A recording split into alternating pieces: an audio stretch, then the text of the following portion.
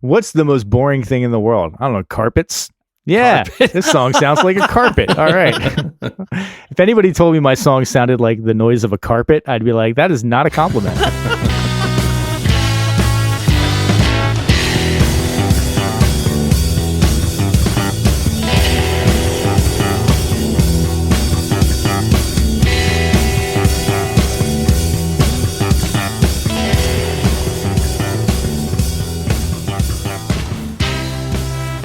Hello, everyone, and welcome to another episode of 1001 Album Complaints.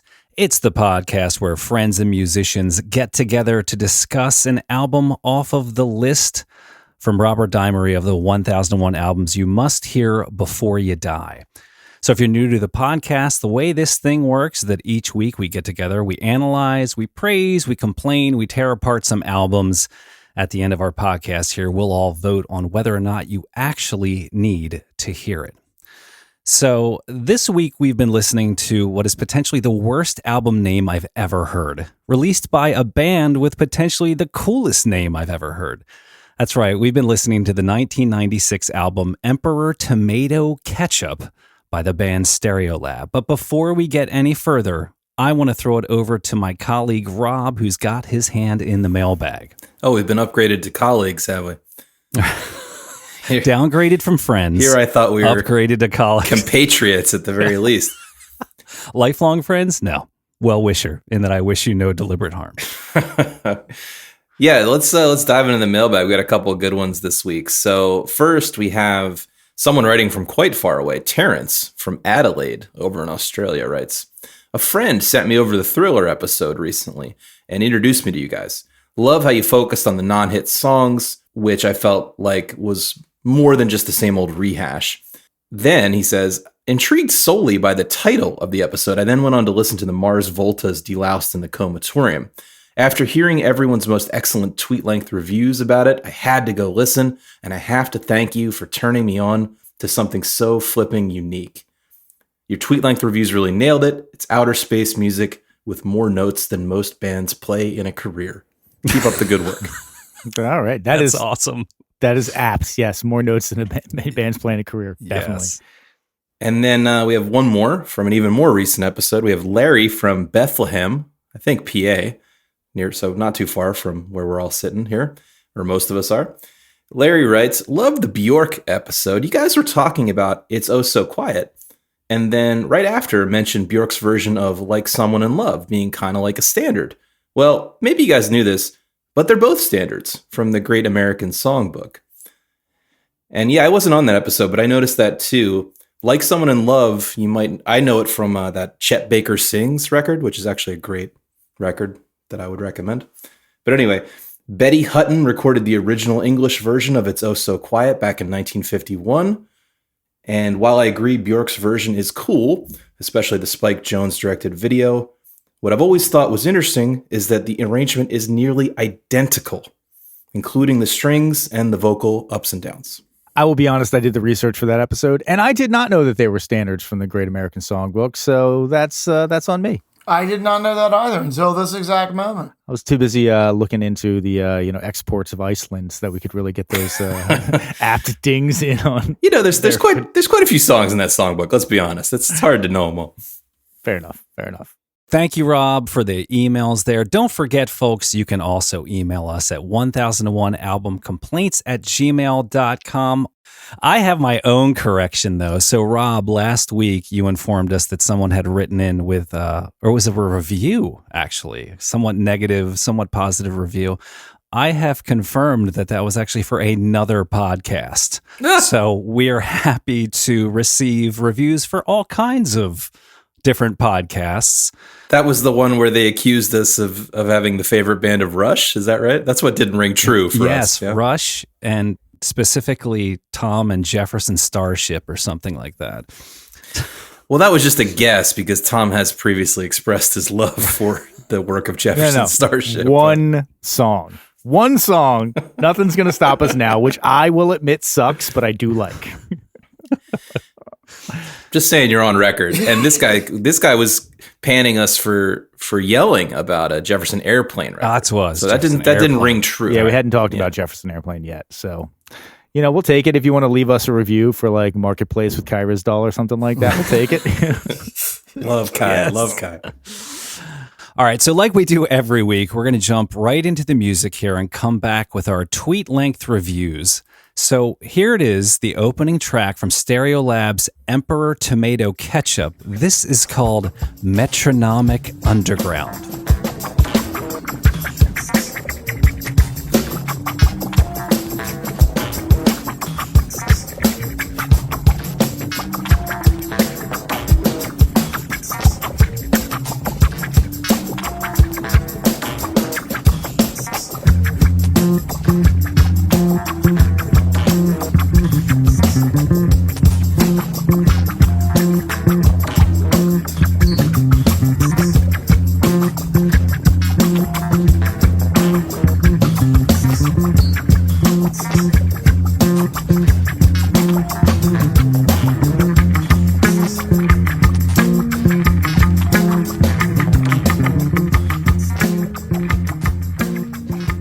All right, there you have it. So that was the opening track, a whopping nearly 8 minutes. We didn't subject you to the full 8 minutes there, but what we're going to do now is work our way around the studio and hear those quick tweet-length reviews and how your week was. So let's start with Tom.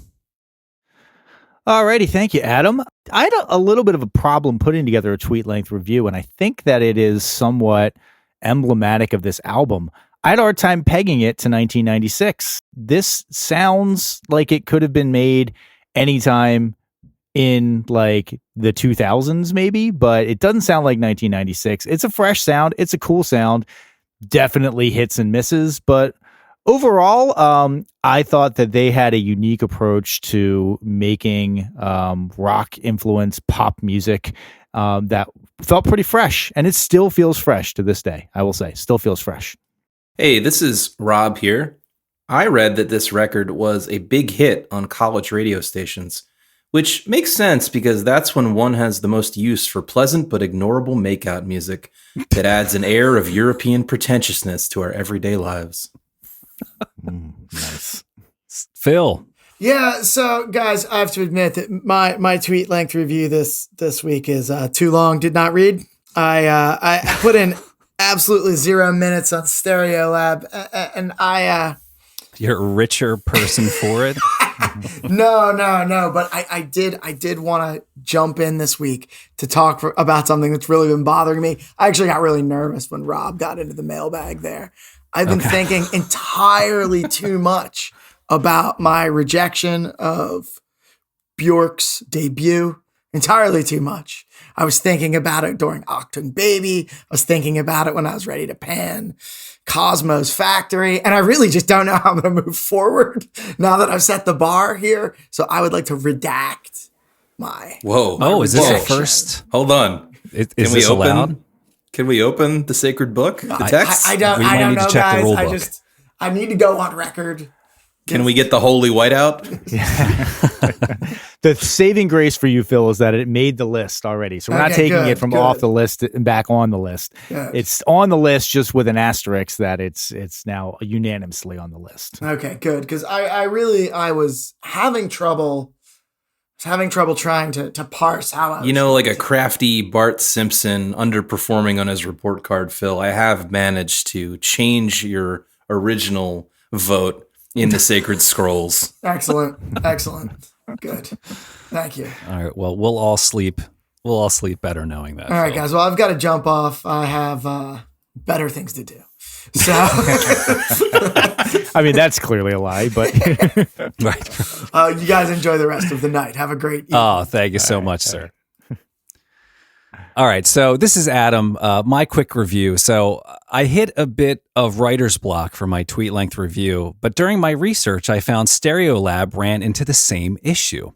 So in honor of this album, I'm going to employ the Stereolab technique for creativity and see if it actually works. And see if it actually works. And see if it actually works. And see if it actually works. Let me know when this gets annoying. And see if it actually works. And see, my God. you got about 7.5 minutes more of that. Right. I swear, I almost did it like that too. That's good. So we'll get into why that reference makes sense in just a little bit. But there are two elephants in the room I want to hit real quick off the top here, just in terms of this band, of this album. Emperor Tomato Ketchup. What the hell does that mean? What is that name? They took that name for the album from a Japanese experimental film from 1970. It's available on archive.org. I recommend you probably don't watch it, as you don't want that on your ISP or browser history. It's really weird. There's no dialogue. It's in black and white. It's bordering on like upsetting pornographic. It is weird. I heard it described as avant-garde Japanese porno meets Lord of the Flies. Yes. I like how you are just climbing the pretension ladder with every single different detail that you add on there. This French electropop band chose an avant-garde, yes. like probably black and white 1970s Japanese porno film. It's like, yes. Come on, guys. You probably haven't heard of it. That being said, I didn't actually watch the whole thing. I just did the click through. Hey, you get the point, which is actually what I did with some of these songs as well. Just kind of like jump through. Sorry, that's rough. Now, I listened to this whole album probably 20 times this week. Rob, you had something? Sorry, I have something to say face. All right, That's Rob's normal face, by the way. Right. That's how Rob looks. Contemplative. He always has something to say. Am I the only one that was annoyed that the French songs still have English titles? I felt that was kind of false advertising. They're not even really a French band. I just learned that this week. Right. She just formed in London. Right. And most of them are British. Right. Yeah. One of them was Australian, right? But then moved to London. Yeah, I was a little thrown off by that, because one of the things that I had a hard time with this week is trying to pick out who was singing at any given time, because they do that annoying thing where they're just like, everything's by Stereolab. And you're like, okay, but like, who's singing? Who's playing what at this time? Like, there's not a lot of very specific notes that I was able to find as to who was doing what very specific things. Very little in terms of the production notes on this. And the two female singers I found had a tendency to sound very similar as well. Sorry, but anyway, I don't want to poop on this one too much right off the top here. So let's get into some history. So first, we always got to put people into a genre. That's always one of the most fun things that Wikipedia has. So Stereolab here is considered avant-garde Anglo-French pop. I mean, they did write and record a soundtrack for a New York City art installation on an album called Music for the Amorphous Body Study Center. That's the one thing, is that they have really cool song titles, and all of the other album titles are super crazy cool. I at least dug the album title aspect of these guys. I've always been fascinated by that. I was a big Medeski, Martin and Wood fan back in the day, and they're just, they have crazy, just acid jazz, no vocals at all, and some of their song titles were just amazing. Like Friday Afternoon in the Universe. It's a great title for like an avant-garde jazz song, or Chub Sub. Always like that. Yes, yes. So Stereolab is the brainchild of two main creative forces in the band, the songwriters and musicians named Tim Gain and Laetitia Sadier. Laetitia Sadier was born in 1968 in France. She recalls one of the big moments in her musical life was when she was 13 years old, around the year 1982, when France abolished the state monopoly on FM radio bands, which is crazy to think that it went that far into the 80s. With still having state-controlled radio. So within a year, 22 private stations had popped up all over France, playing all different kinds of music. She remembers racing home from school to listen to all these different genres of music that were now available on her FM radio. She also mentioned that later in her teen years, she really got into the Smiths because she had finally found someone who was more miserable than her, which I thought that was a fun little quote. God, they keep popping up, man. I'm sorry. They deserve. Yeah, they deserve because they're great, list. probably. Yeah. It's because they're pretentious. She said that was one of the first bands where she actually started listening to the lyrics.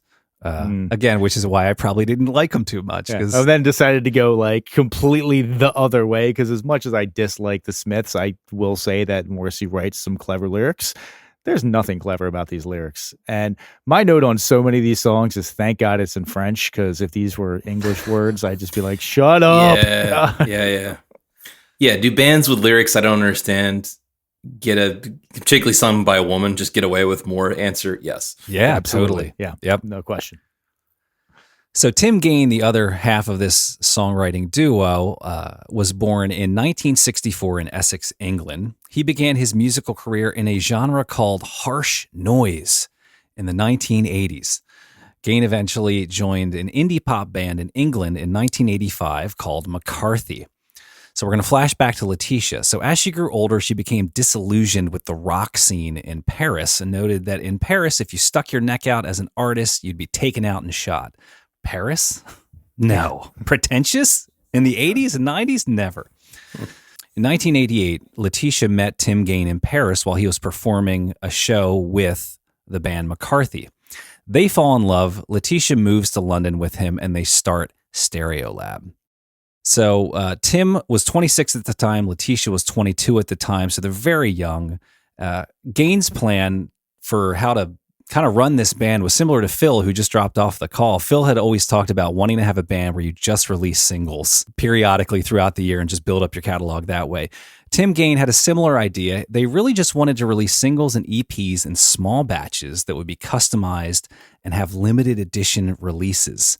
So they were like maybe they were the progenitors of that drop culture thing, where these big brands release, 500 pieces of art or a bag or whatever. So I have a personal story that relates to that. It's funny you mentioned that, and it's funny that it was intentional, because one of my main memories of this band, I listened to them a little bit in college and a little bit after college on various mixed CDs. I'm sure I listened to this record before and some other ones. But what I remember is when I first came to San Francisco as a young man, I bought at Amoeba one of those EPs. And I really liked it. I think had about 4 songs on it. I believe it was called First of the Microbe Hunters. And I listened to it a lot. And then I was looking for it on Spotify and it's just not on there. I had a similar experience where I got Instant O in the Universe, which I love that. I still like that album a lot. I think it's really cool. It plays a little bit more to what I think their strengths are. I've always described the best Radiolab songs sound like the third movement of a Yes song. You get none of the weird orchestral buildup, but then you get into that third movement drop where they kind of go hypno for a little bit, and that's the best version of their sound. I feel like Instant O in the Universe really nailed that sound for me. Yeah, that's a good call on the sound that I like them for. And I liked some things on this record, I should be clear at the jump.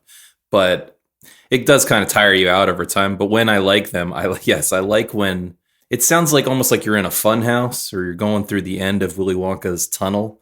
Yeah. That's the mode I like them in, where it's kind of oppressive but textural and interesting. Yeah, they are really layered. They do a lot of layering. Yeah. And it is a requirement for the long hypnotic songs where nothing changes. It's really interesting, because part of me thought that a lot of these ideas seemed unfinished, unprepared, unbaked, but they spent so much time on the production versus the songwriting. And I guess that was potentially deliberate, as we'll hear it with an anecdote coming up here.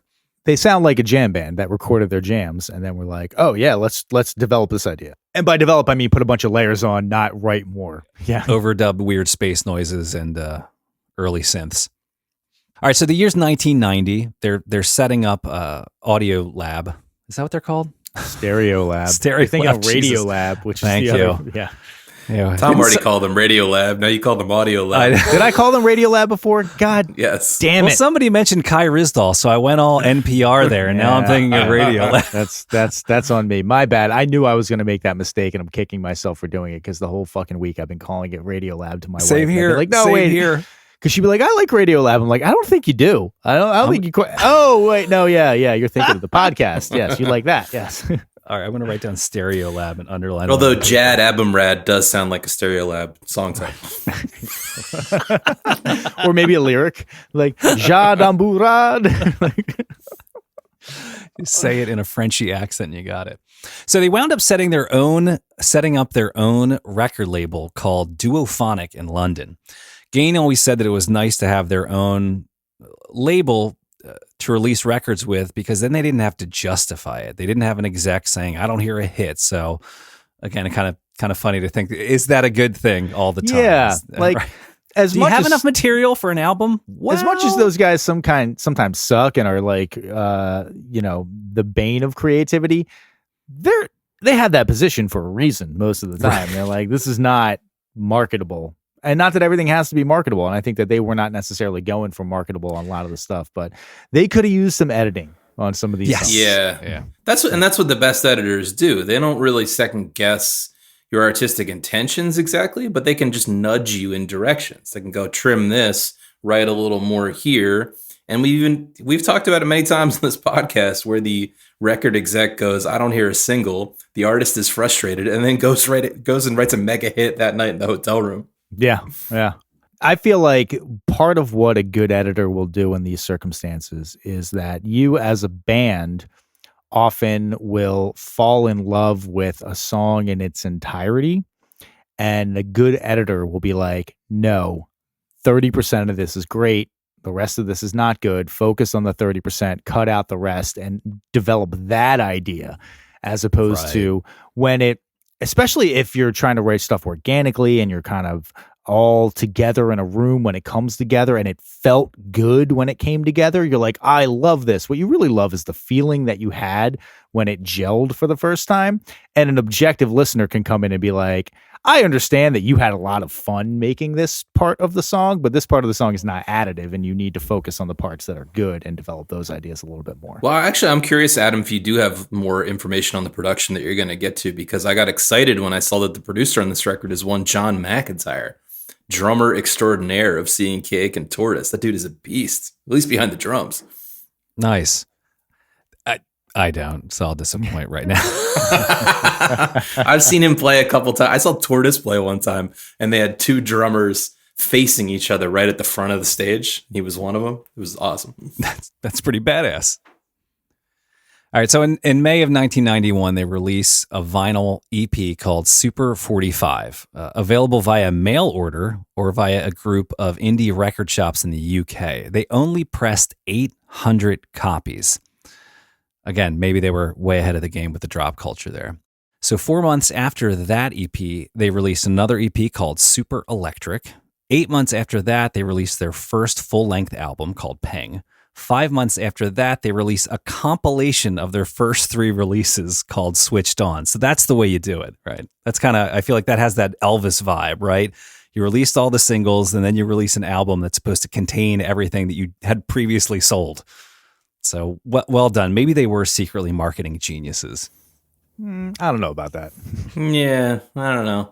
I think the problem with the EP approach to release is that the bar is just naturally going to be lower. I think to almost anyone making music, to release an EP, it feels a little more tossed off. It feels like you can get it done faster. It feels a little more like the songs don't have to connect to each other in any artistic statement kind of way. And so you let yourself off the hook. And just because you compile them later, well, that's just a recipe for bloat, in my opinion. Bloat would be not inaccurate to describe this album. And honestly, most of the other stuff that I've heard from them. There are flashes of greatness, but definitely a lot of stuff could be left on the cutting room floor. I should contrast that with versus if you actually only did singles. If you thought in a single mindset and you said, well, it has to meet the threshold of being a single, and then there's just another song as a B-side, that was kind of a different era, and I think that produced a lot of great material. Yeah. But the EP, I feel like, took that and ran with it in not an amazing way. Now, Tom and Rob favorites, Belle and Sebastian, had a lot of success with this EP model too, I should point out. And I think they did put a lot of great songs out on EPs, but in general, I'm just skeptical of this. Yeah, because like every EP is still going to have some filler on it. And when you got 5 songs and 1 or 2 of them is filler, that's a lot of filler for, as a percentage of the overall songs that are being released. If you released a 10-song album and you had 4 or 5 of those songs were filler, that's just not a good album. A la U2 from last week, for 2 weeks ago, I guess. Sorry, I'm done shitting on U2. Let's move on. All right, so I swear we're getting close to this album's release. We're just going to crank through a few more albums here. So 93, they land a deal with Elektra Records, at which point they release in 93 an album called Transient Random Noise Bursts with Announcements. Again, great album title. That's just crazy as shit. 94, they release Mars Audiac Quintet. 95, they do that art installation album called Music for the Amorphous Body Study Center. All right, it's 1996. They release Emperor Tomato Ketchup. It was released on March 18th. The album clocks in at 57 minutes and 15 seconds. And near the end, you start to feel every one of those seconds.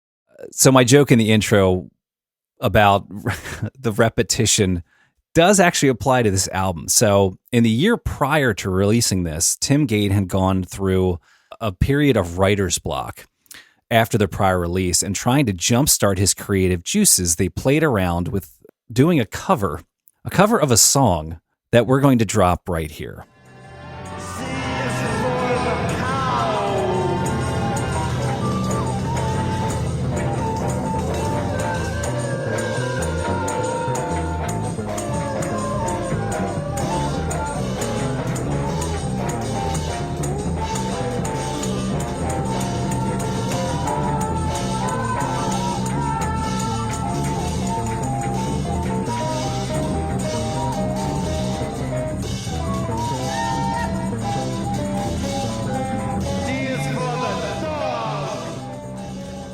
For those of you not familiar with that, I don't even know what the hell that was. That was The Gods with their hit song ABC.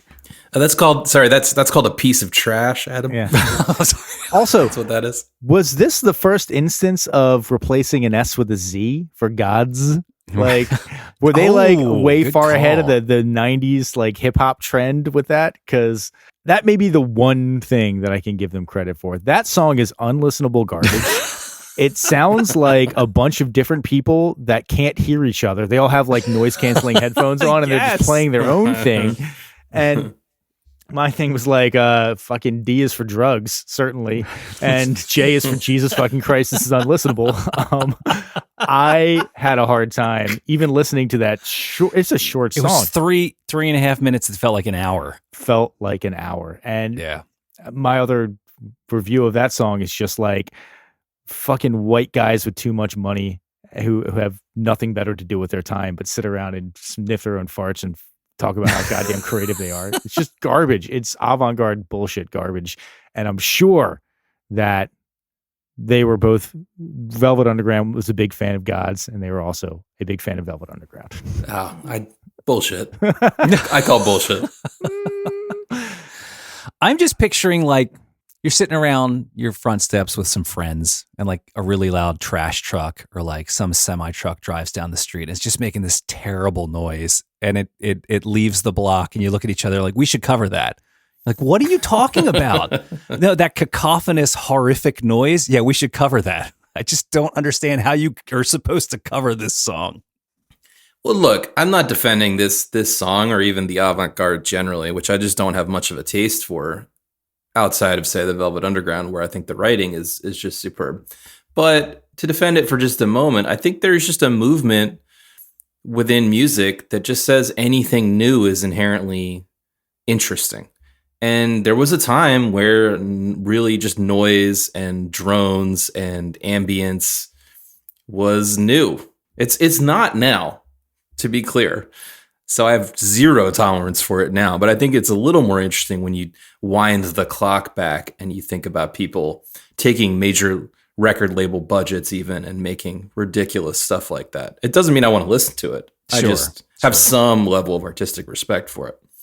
All right, so now I want to drop in Stereolab's cover of this song, and we'll drop that in here.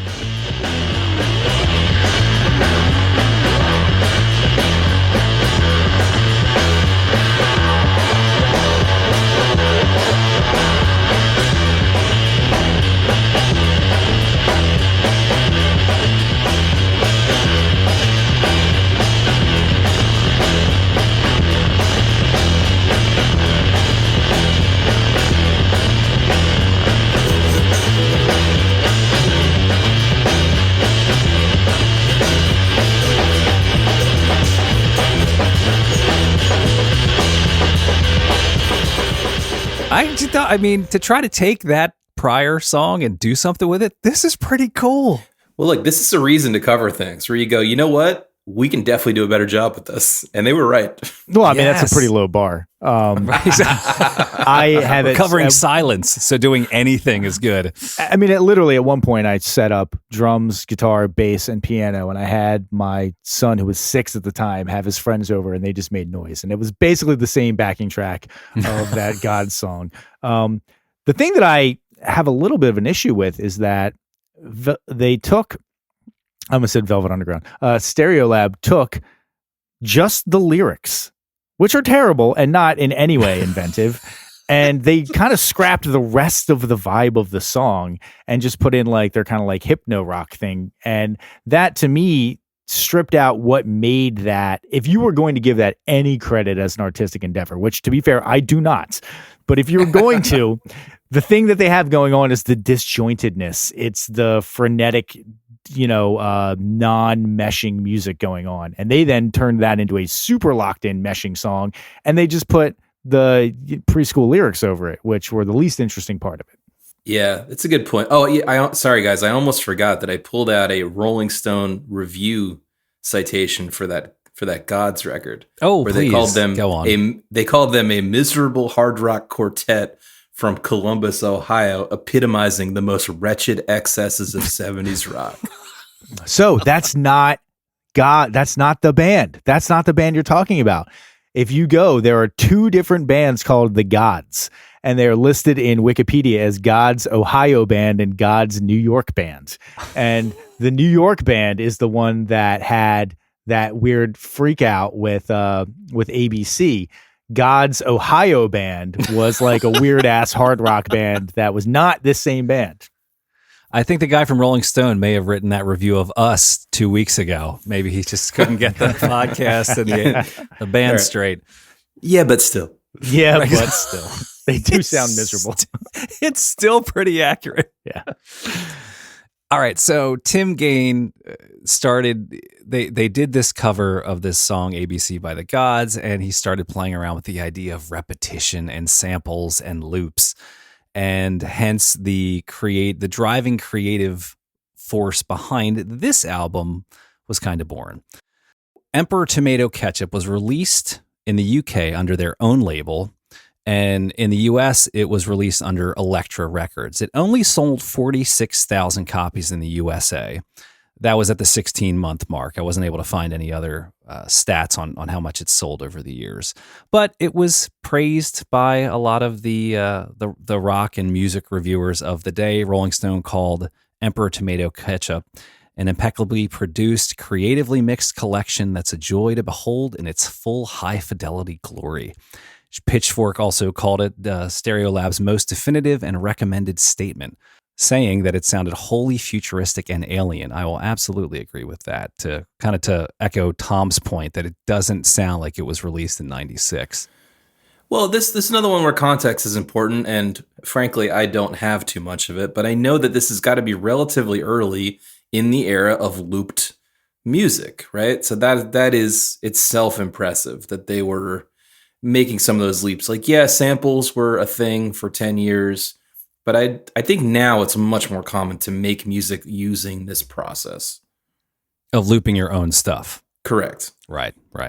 Yeah, I got to tell you, I am not at all surprised that they were critical darlings. This seems like purpose made to get people in like New York and LA and London press to like you, or Paris press to like you and say, these guys are really interesting and cool. To be fair, I do like this album and I like this band, but I also will throw in the caveat that listening to this album this week, the shine was off it a little bit from when I was listening before. Back in the day when, let's be frank, I had nothing to do and I was sitting around smoking a shitload of weed and just listening to music all night, this was way more interesting than when I was trying to really dive in and examine it. There were cool layers and there was some good stuff going on, but I don't think it resurrected that same feeling that I had when I first heard it. And maybe it's because it sounded new when I first heard it. And I was like, oh, this is crazy. This is really good. I had a similar overall week to what you just described, Tom, which is to say that I still like some of these songs. I think of the ones on the focus list, I kind of labeled about half of them as successful efforts. good songs. The other ones maybe less so. But this has me rethinking my commentary on the EP length releases, which is to say that I just got tired of this kind of music, giving it this level of attention. So you mentioned it just being on in the background of college parties and hangouts. Partly is that it's background music versus us giving it a lot of attention this week. The other part is if it had been in 20-minute doses, I think I would have liked it better. Yeah, there's no reason for this album to be almost an hour long, especially for a band that was putting out EPs and had that mentality. They could have put out 6 tracks, 7 tracks, and it would have been a perfectly fine length for an album. Maybe they had the sense that we've already done these EPs, which, to be fair, I don't believe that those EPs were all that short. If you look at, give me just a second, I'm going to pull up Instant O in the Universe, which is the one that I really liked. What is the total length of time on Instant O in the Universe? It is, it doesn't have a full length. It doesn't have a length of time for this on here, but it's somewhere in like the 25-minute mark, or maybe like a 32-minute mark or something like that. If they put out a 47 or 46-minute album, 45-minute album, I would have liked it a lot more. But you're right. This is somewhat oppressive by the end of it, especially those long like hypno tracks. It's just one after another, and you're like, you got me. You already hypnotized me. Like, bring me out of my reverie. Give me something. And they do that sometimes more successfully than others. Yeah, my week was interesting because I had never heard of these guys before. And my first time through, I was very excited. It was very new sounding, very cool sounding, singing in French, a female vocalist, the kind of the loops, that vibe was very cool. But the opposite of some albums we've listened to where you listen and it grows on you throughout the week, as it did the opposite. It kind of pushed me away as I continued the listens during the week. So I started to appreciate it less and less and less the more I listened to it. I was listening to some interviews this week, and Laetitia Sadier actually had a really cool quote, just the way she thinks about music. And it's very artsy, but I liked the way she said it. She says, "You don't really own music. Music escapes you." Which I thought was really cool. It's like music is in some parallel dimension, and it's simply using you as a conduit to escape into our universe. So that's very Well, I will piggyback on what I like about that quote, which I do think is a good quote. I think that is, in general, most art, you lose ownership of it because you have to put it out into the world and it has to be consumed and interpreted and appreciated by other people. And so you can make a song and somebody else can listen to that song and interpret it in a way that you didn't initially intend. That's one of the reasons why I think Talking Heads are great, and David Byrne specifically is a great songwriter, is because he writes these songs that are essentially just frameworks for where your own mental state is, that you can put all your own baggage onto it and then come up with a meaning to it. But I do think that, yeah, in general, art it's hard to say that I own this piece of art. I mean, legally you own it, you make the money off of it, but once it gets out into the world, it means something to somebody else, and that they have kind of taken their own ownership of it. Like this first song on the album, Metronomic Underground, like I have very specific memories of sitting at 56 Prospect Street in Newark, Delaware, and hanging out in college and having a good old time and chatting up girls and drinking and smoking weed with this song on in the background. That means something to me that I'm sure they had no concept that it was ever going to mean that. right. I'll just double down. I mean, it is a nice quote, actually, even though it is a little pretentious. I agree with what Tom said, but additionally, I think she might be referring, with music escaping you, to the fact that things that are overworked sometimes are not as good. In my experience as a songwriter, the best material has come relatively easily, at least from a writing perspective. And it just makes me wonder if that's how they approached the writing for a record like this. Hey, we just thought of it. We just put it down. It sounds cool. Don't fiddle with it too much. Yeah, in fact, in a Pitchfork interview in 2012, Tim Kaine said that about their songwriting sessions, he says, records are just the summation of the tracks we were working on at the time.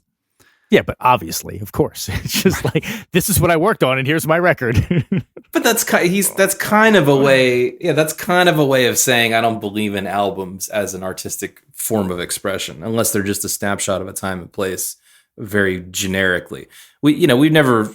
I don't think we've gotten too deep into this. Maybe on the Dark Side episode, but I think the higher concept of what a record album can be is a complete piece of expression that is intended to go together and doesn't just happen to fit together chronologically in terms of when it was written or recorded. Sure. It's like, it would be ridiculous to write like one song about a fast food franchise, but you write 7 songs about a fast food franchise that all just blend together because they all happen to really have the same overarching themes. And then all of a sudden you got yourself a pristine work of art. I agree. Buy Ghost Beef, people. If only I could find something like that available on Spotify with some merch as well that's available on Well, Ghost Beef out now. All right, to get back to get off the shameless self-promotion, to get back to a little bit of where that quote, where I think that quote might be pointing, is that live, they do sound different. They are a different kind of more guitar forward, rock oriented band live. And maybe that's what he's saying, is that we release these songs and they continue to evolve and develop as we play them. And it's not just like Dark Side. You go to see Pink Floyd back in the day and they would play Dark Side of the Moon in its entirety as close to the album as humanly possible. That was their stated goal. And these guys, I do not get the sense that that's their stated goal. They're kind of out there using the songs as a vehicle for current expression. Yeah, it's a good point. I was just thinking that even though I would have said I was a fan of this band probably between the years of 1998 and, I don't know, maybe 2008, I don't think it ever occurred to me to try to go catch them on tour. No, never once. Never once did it occur to me. And I got to be honest, I think their crowd would be insufferable. It just seems like they'd have the douchiest fucking crowd in the world. People who are all pissed that you were there because they're like, I knew about them before they got cool. This is my show, right? Yeah. I like it when it's empty and they're not making any money. Wait, what? Yep. All right, we're going to dive back into the music here. So we're going to play a little bit more of Metronomic Underground and dig a little bit more into this tune.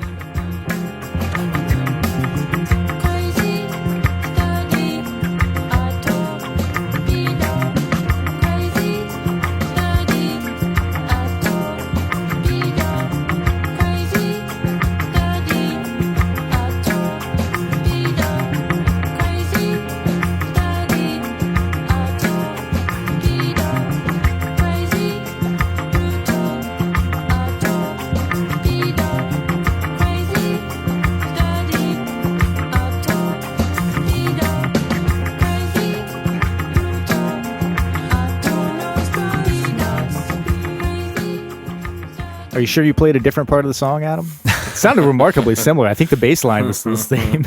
Well, I can't remember, what is the Rage Against the Machine song that goes dum dum dum, Bullet in the head. Bullet in the head. I want to take the lyrics for Bullet in the head and put it on. Hell yeah, man. Yeah. I couldn't get that out of my head all week. Yeah, this is a good one. This is a successful song. Funky beat, check. 90s record scratch sound, check.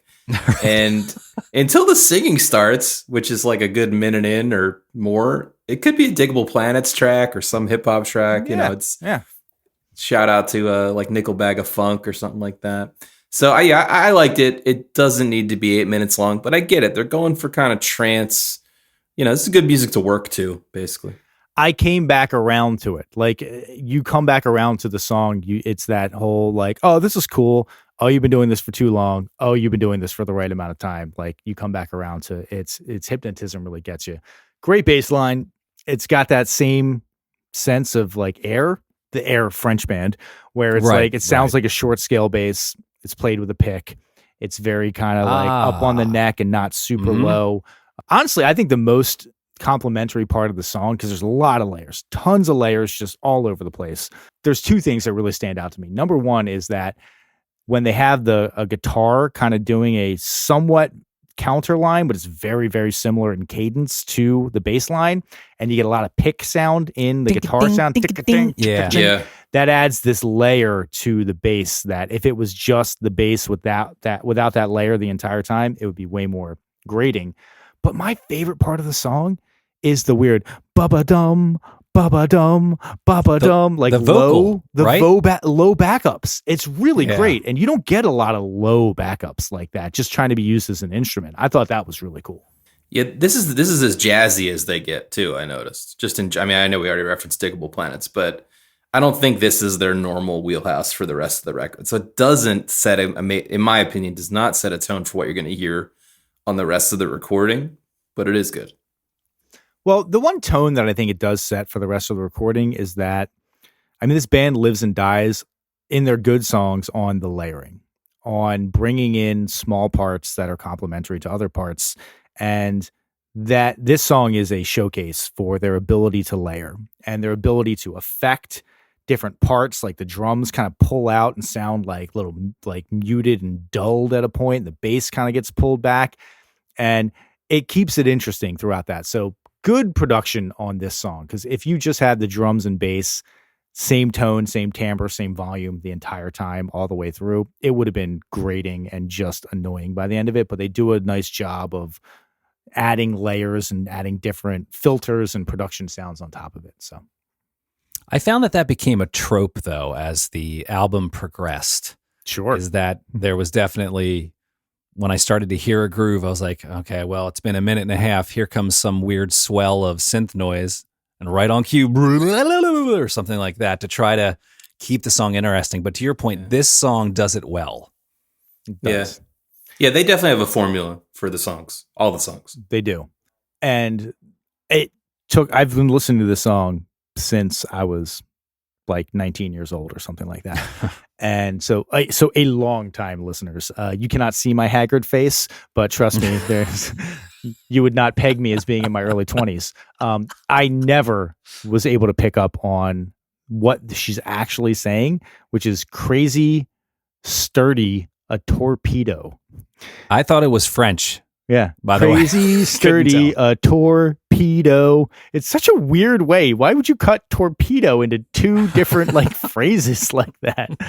And then every once in a while she says crazy, brutal, a torpedo.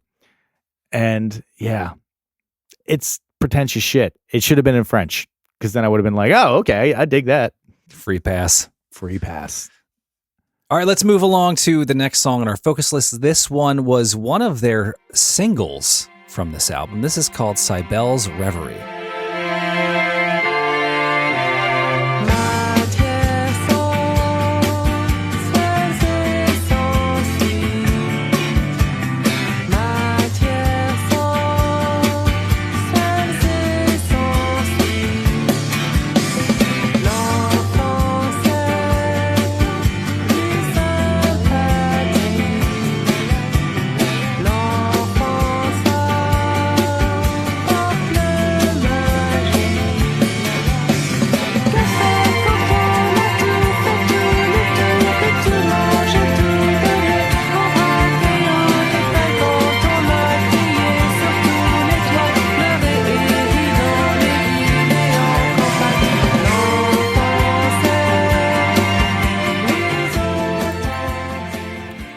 So for me, it's a toss-up, but I marked this one as the best song. I think it has the best melodies. It was the most likely to be running through my head after even into next week. Well, it has a normal song structure.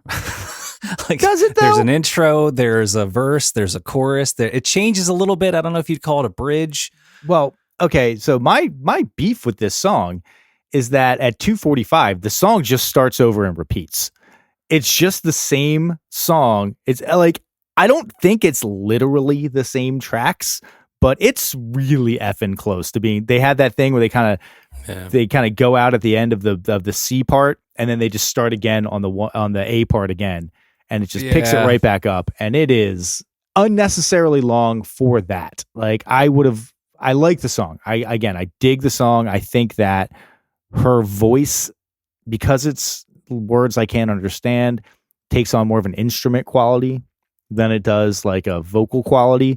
But after repeat listens, I was like, you're just starting the song again. And like, you need to do something different on the back end. You can't just do the same thing. I didn't pick that up, but you're right as I re-listened to it. I didn't pick that up either. One of the things I wanted to know, and they do this a couple times, but it happens right at the beginning. I suppose you can call this a complaint. Is that about 3 seconds in, the string section, I use strings in quotes, does something that makes it very obvious that they're not an actual string section, that it's being played on a keyboard. And I noticed that a few other times on the record. Like the way he pulls his hand off the keys makes me pulls me out of my reverie, if you will, and into thinking it might be an organic string section.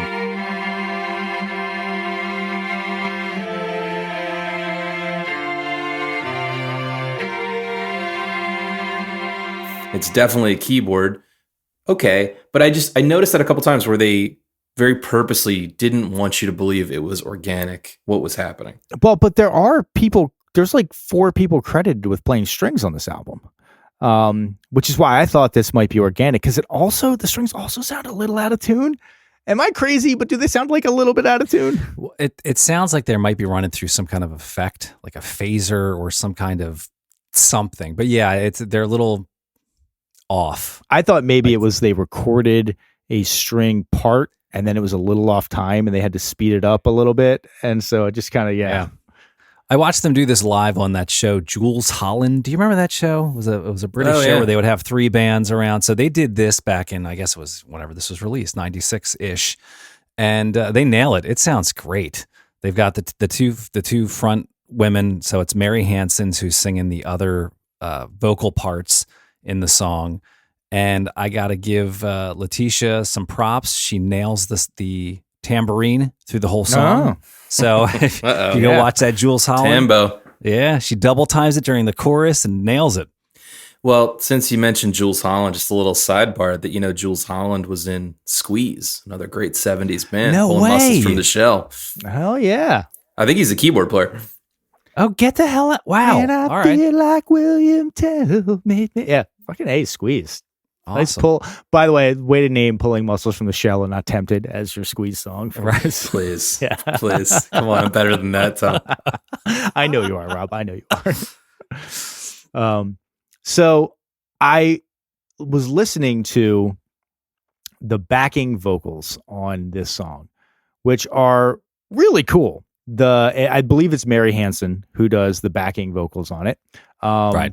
Who was killed in 2002 while riding her bike in London, by the way, which hit by a truck, which is crazy. Jesus. To me. It's not what I was expecting. It's like, oh, she died in 2002. I was like, what is it? A fucking overdose? Of course.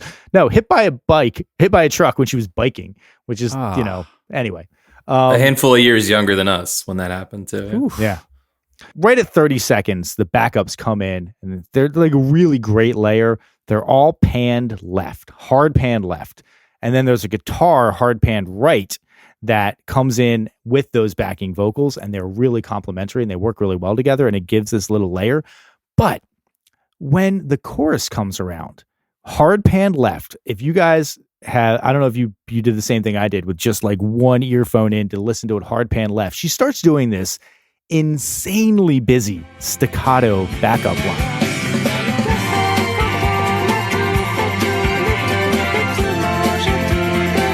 And it is so effing busy that if you really just try to focus on it, it kind of ruins the whole song. They mixed it way down, but she's like, it's like, whoa, you got this like nice bed of melodic beautifulness going on, and then this weird like thing going on just in the left channel. And I like just cut that shit out. You don't need that there at all. I noticed it at first, and I was like, "Oh, that's kind of cool." And then I couldn't unhear it from then on out, and I was like, "I just can't think this anymore." The song is ruined. Yeah, I can't unhear it. Damn it! All right, we're gonna move this thing along to the, I guess, title track, "Emperor Tomato Ketchup."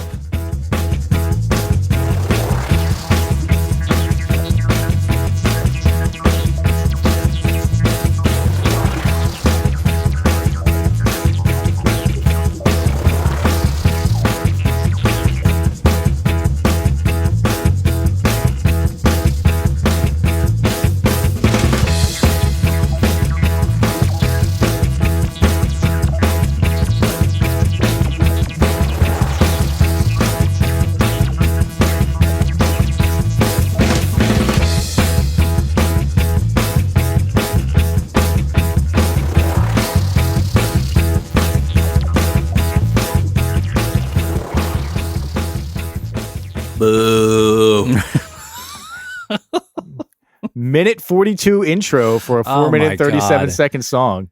They tricked me so. It was like 5 times where I was like, all right, now's where they're going to be. And it just kept going. And then there was a drum fill and no vocals. I was like, what the hell is going on? Yeah. Yeah, 2.5 minutes of one chord is not working for me. Not a successful experiment, definitely. Is this, by the way, is this Mary Hansen singing lead on this one? Because I confuse the two singers a lot because they have somewhat similar sounding voices, but I thought that it sounded like this was Mary and not Letitia singing lead. But I couldn't tell because they don't give any goddamn information on who does what on these songs. Yeah, I can't find anything on who was actually doing it. So, but yeah, let's say it was Mary since she had Good on you, Mary. Good on, well done. There were aspects of this song that were cool. They're few and far between.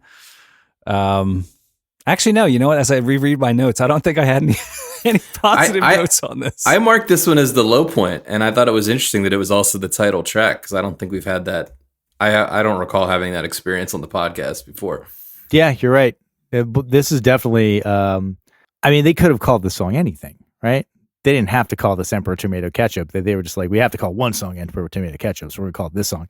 I don't know what the hell they're saying. I'm sure it's terrible and stupid. There was one song that I pulled, like I did the translation of the French lyrics for it, and I was like, oh my God, these are ridiculously stupid lyrics. What the hell's going on here? Yeah. But this one didn't have, I think maybe it's the tempo. It's a little too fast to get that hypnotism going on for me that I think we're going for. Because if it's not hypnotic, it's just one note. And this was one note. It wasn't hypnotic. And they could have so easily just hit the 4 chord or the 5 chord and given you some release from the tension of this monotonous thing. And they just didn't. So I don't know if that takes discipline to do that or just lazy songwriting. When you said, oh yeah, they have writer's block. It's like, oh, that makes a lot of sense. That makes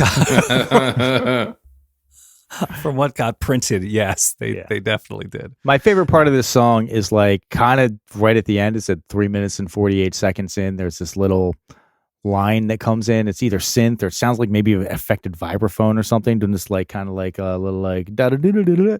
It's a nice layer. It's cool, but it's also the end of the song, and it's sort of just the only thing that's interesting that happened in the entire song. And it comes in sort of as they're fading, not even fading, but as they're sort of beating to death the end of this song. All right, gents, it's time for the percolator. No, I'm sorry. It's time for this percolator. Here we go. This song is called Percolator.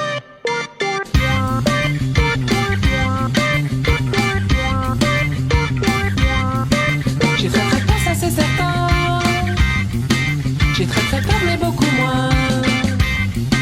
J'ai très très peur, ça c'est certain. J'ai très très peur mais beaucoup moins que tous les gens à cette table de mon bateau très profond naviguer une direction et aller loin.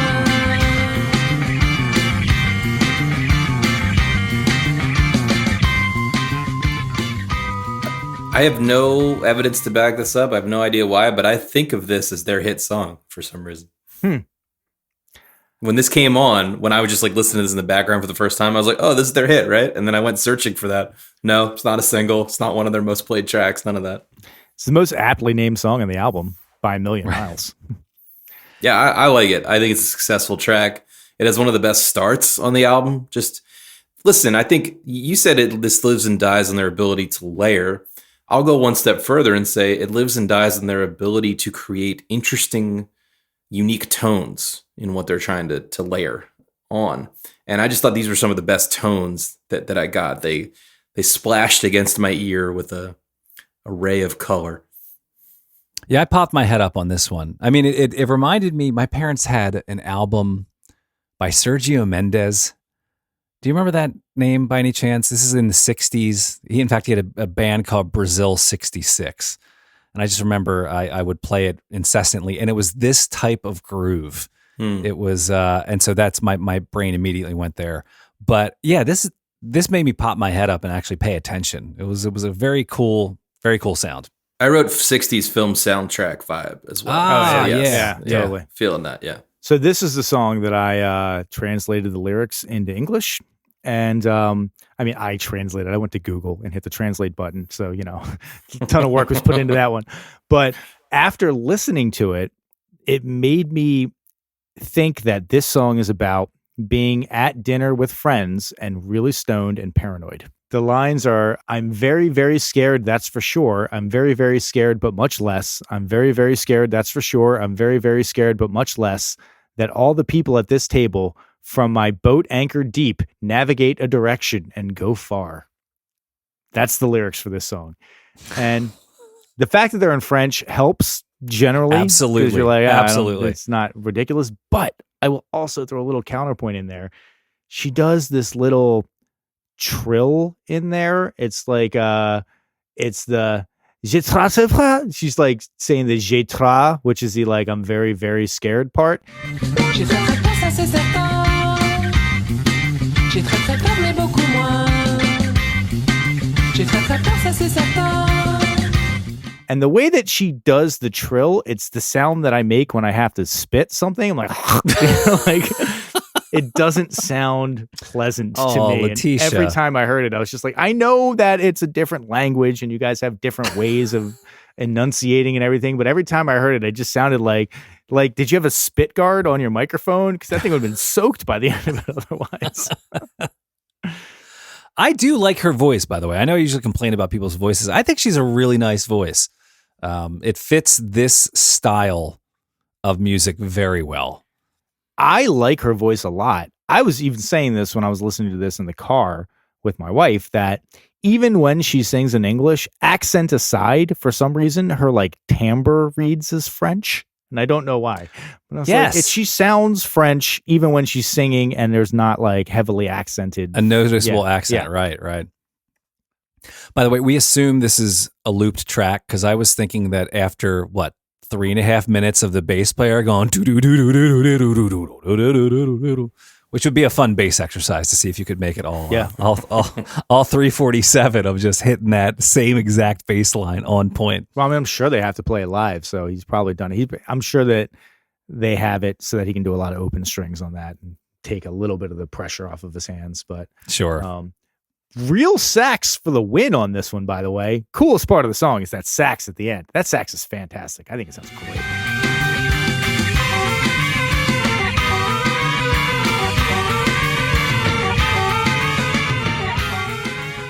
Yes. Even though it's out of key, but it's still cool. It's a nice layer. Adam and his war on the saxophone continues. Yeah, I think it sounds really cool. It's jarring. And so the fact that it's out of key doesn't bother me at all because I think it's supposed to be jarring. It's cool. Yeah, I'll give it that. All right, gents. So we're going to roll this thing along to the last song on our focus list. This song is Tomorrow Is Already Here.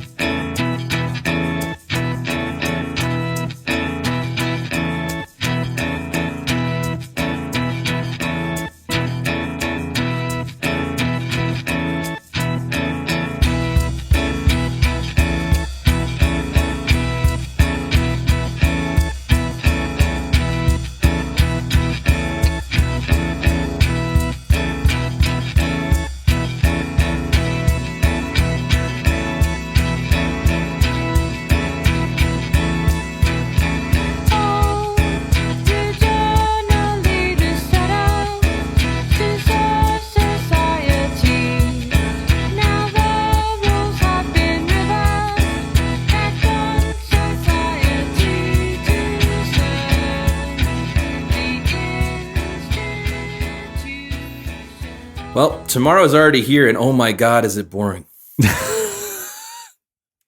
My note was that they discovered songs can be in 7, and we're like, we should just do that. I thought for this song was 5 in minutes. 10. I think it's in 10. Oh, really? Hang on. Because my note is the 10 on the floor really helps to hold it together. You don't get 10 on the floor a whole lot. Yeah. You can really dance to it. I was reminded of a song that we used to do in the Chop back in the day that we all really liked. It was called Enter the Chop, and it was a bar of 7 and a bar of 8, and then the chorus was in 6. And like we liked it a lot, and nobody else liked it. And I think it's just you can't lock into a groove. You can't. I think we were just first of all, Adam. Can you guess who wrote that? By the way, I'll give you a hint. He's not here right Phil, now. of course. Right.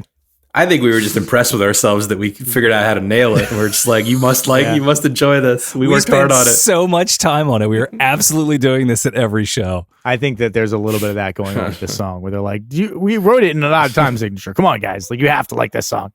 But yeah, it's not great. The way that they split the two guitar parts, dun, dun, dun, dun, and they're like in opposite ears. Right. Different channels. Well, yeah. I like the opening of it the best. I thought that was the most exciting because it was disorienting. It got the kind of weird time, it had the weird cut up guitar strum loop that you're talking about. But after that, I just thought it got boring and repetitive. And I also wrote down that someone got really excited after purchasing a xylophone plug-in. Like you wouldn't be. We did purchase a xylophone in the Chop, and we used it exactly one time. And we're like, that's the place for it. This one ding that we need, and that's it. First of all, my friend, that was a glockenspiel. Glockenspiel, you're right. It was a glockenspiel. You're right. And yes, it was used effectively on the track It's Never Enough by the Chop. You could definitely hear it. Just one time, it's a ding. That's it. Never got used again. No, it's worth it to bring it out to every show. No, we didn't bring it to the shows. But no, it's in there more than that. No, it's in there a couple times. I think we even doubled the riff with it. Oh, but then yeah. I think so. Without listening, I think it is. I think we bought it because I watched a Born to Run documentary and I heard it in the Born to Run recording. I was like, all right, we got to get this. We got to get this thing. If we want to be epic, we got to do this. Yeah. It's like the Timeless 2. Exactly. So right at 50 seconds in, they lay that organ chord down. That's just like, and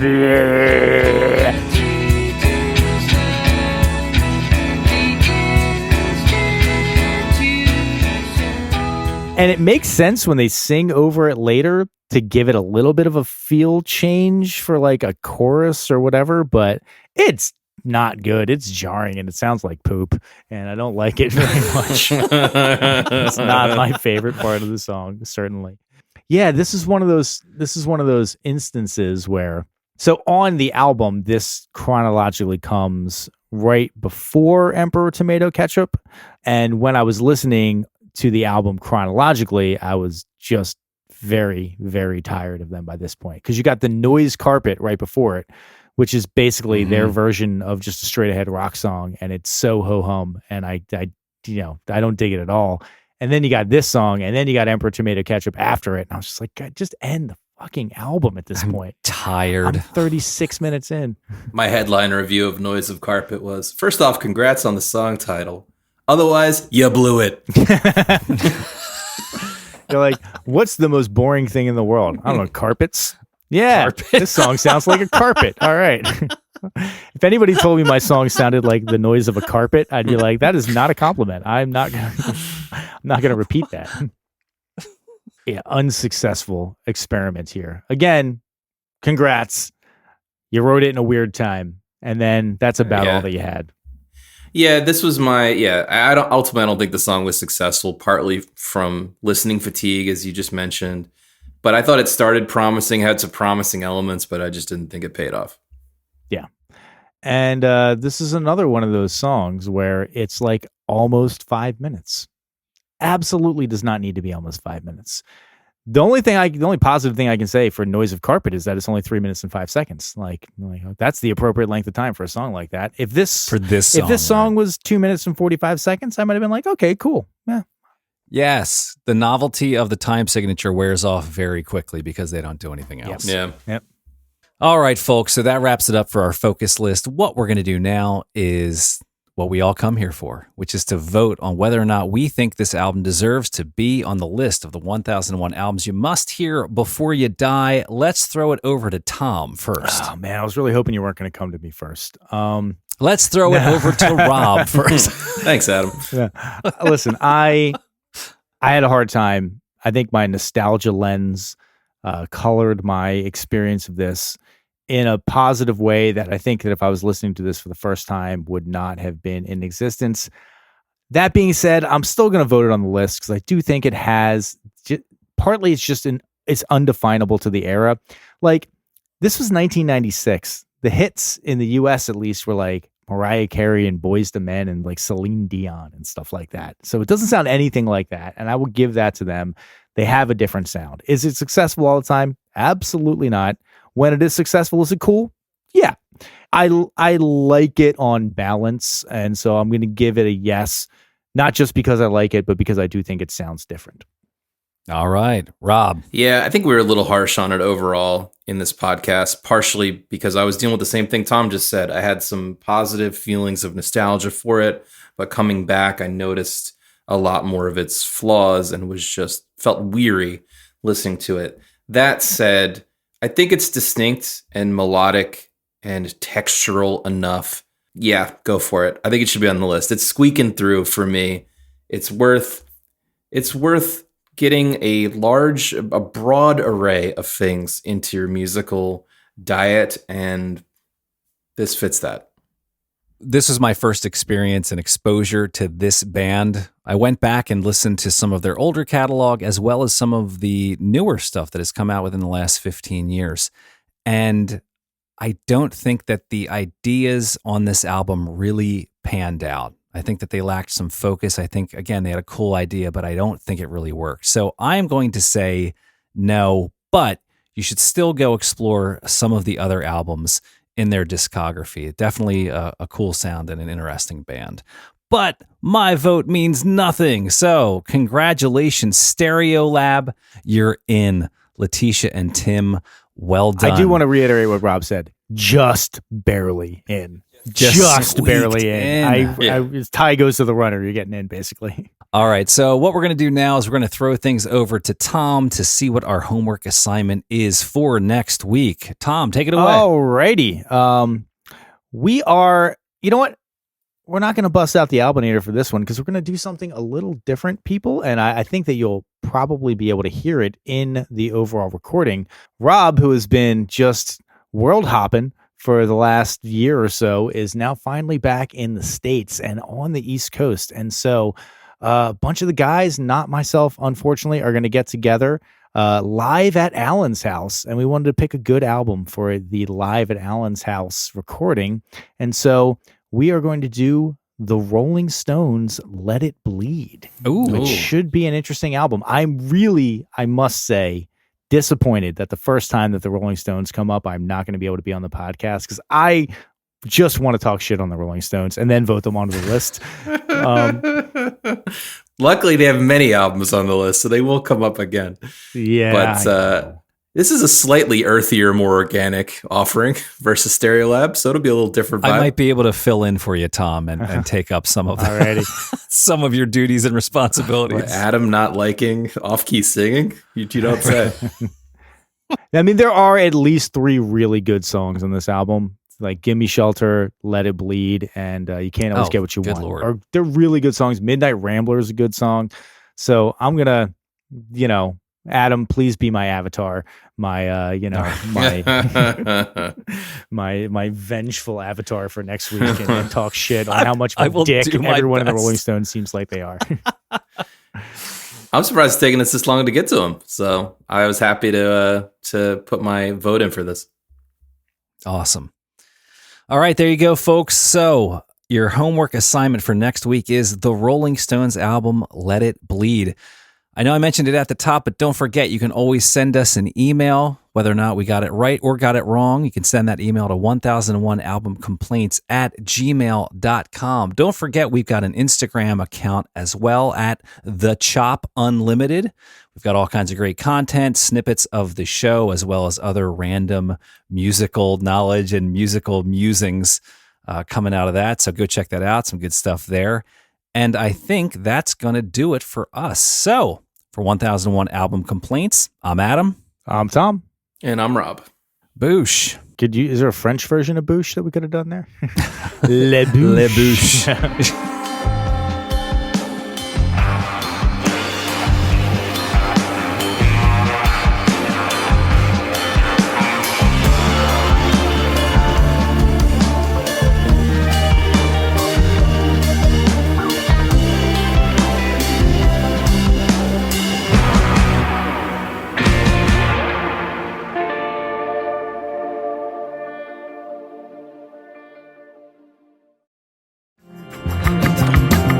just victims of the in-house drive-by. They say jump, you say how high.